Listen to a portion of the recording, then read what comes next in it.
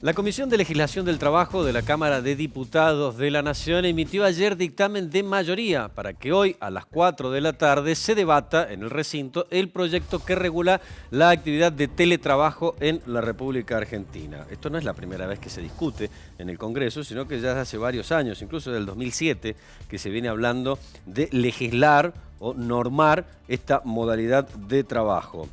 Establece regulaciones específicas el proyecto que determinan o se tendrán que determinar en cada actividad mediante negociaciones colectivas, respetando los principios de orden público. Fundamentalmente habla de la obligación que tienen las empresas de brindar el equipamiento, el hardware y el software, las herramientas de trabajo y el soporte necesario para el trabajo a distancia, mientras que la compensación por los mayores gastos, tanto en conectividad como en consumo de servicios que debe afrontar la persona, se deben compensar.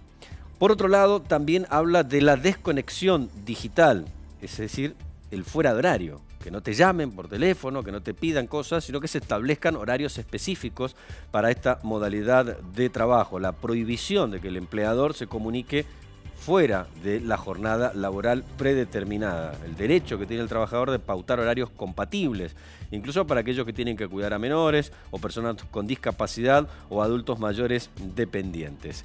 Paula Pia Ariet es economista, es especialista en esta materia, consultora en recursos humanos y está con nosotros muy gentilmente. Paula, buenos días, ¿cómo le va?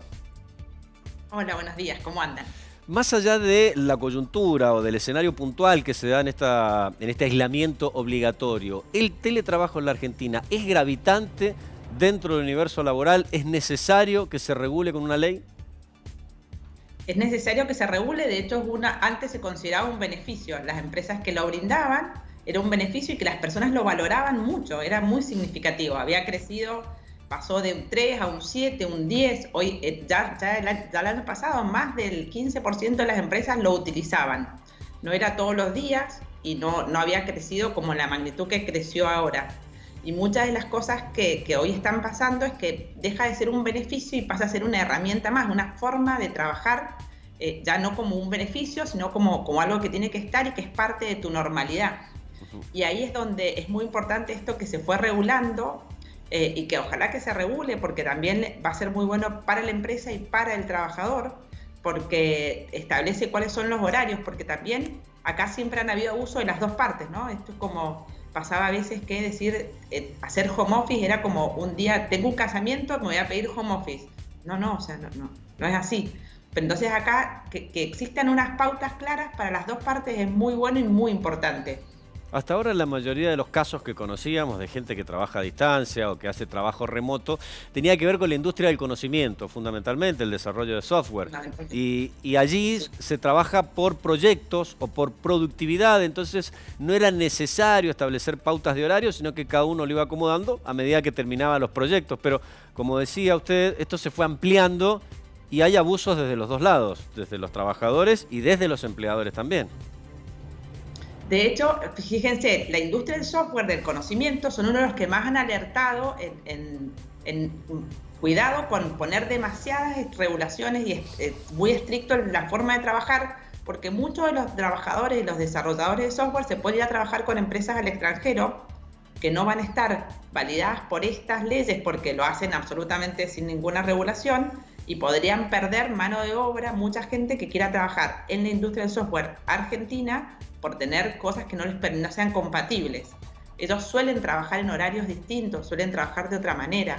Entonces, es como ellos alertaron como algo no muy bueno, que pusieran reglas tan estrictas. Incluso en el foro, ustedes hacen un foro anual respecto de toda esta cuestión del universo laboral, se planteó el año pasado esto y alguien representante de una empresa de industria del conocimiento decía, la mayoría de los trabajadores, bueno, primero que tienen demanda de trabajadores y no hay trabajadores en el sector, es uno de los puntos centrales hoy en la República Argentina que no hay mano de obra calificada para este tipo de empresas, pero él decía, la mayoría, como trabaja por proyecto, termina ese proyecto y se va a trabajar con otra empresa. No hay un vínculo, el ponerse la camiseta de la empresa, sino que trabaja al que mejor le ofrece, y no solo aquí en la Argentina, sino que trabaja de modo remoto con cualquier empresa del mundo. Absolutamente, ellos no tienen el límite, no existen fronteras, no existe nacionalidad ni país, pueden trabajar para cualquier país y de hecho trabajan muchos y siempre nosotros hemos tenido ventajas con otros países porque tenemos un sistema horario muy parecido al de los países desarrollados. Ahí una cosa que es muy importante es que el teletrabajo, primero que esta ley empezaría a regir 90 días después de que termine la pandemia. Porque una de las cosas que hemos tenido es que aprender a trabajar con teletrabajo, tanto las empresas como los trabajadores. Y acá hay un punto que el teletrabajo en pandemia es distinto que el teletrabajo sin pandemia, porque hoy es el trabajo en tu vida, porque en tu casa está toda tu vida, está toda tu familia, están tus hijos, están las tareas de tus hijos.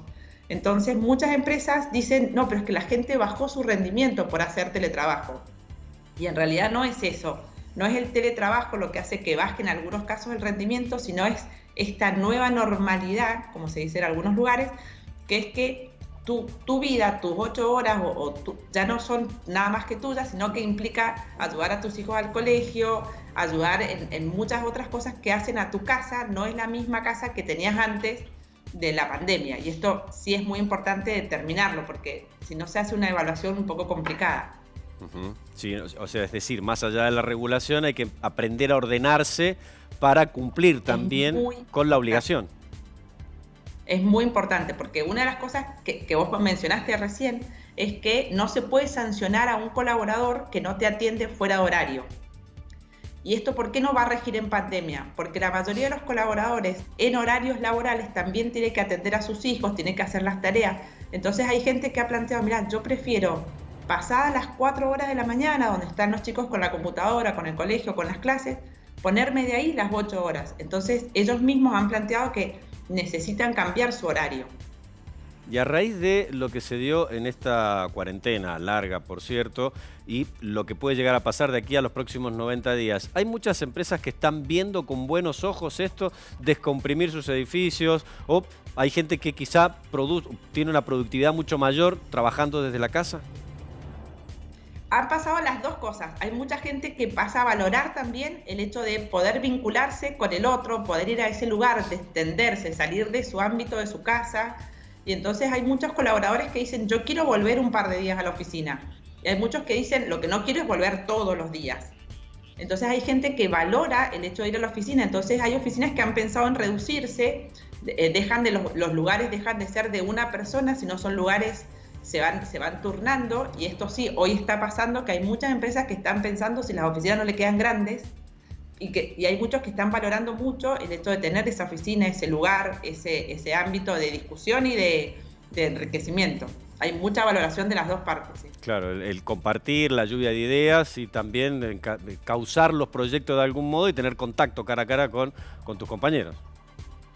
Exacto, porque aun cuando hay muchas herramientas que te permiten el contacto, el vínculo virtualmente, la gente valora mucho esta posibilidad de contactarte con tus compañeros, de contarle el problema, de estudiar, de ver juntos, hasta de distenderse de los problemas habituales de tu casa, que es muy difícil salir si no tenés ese lugar o ese ámbito para conectarse. Paula, ha sido usted muy amable, como siempre. Muchas gracias por este contacto. Muchas gracias.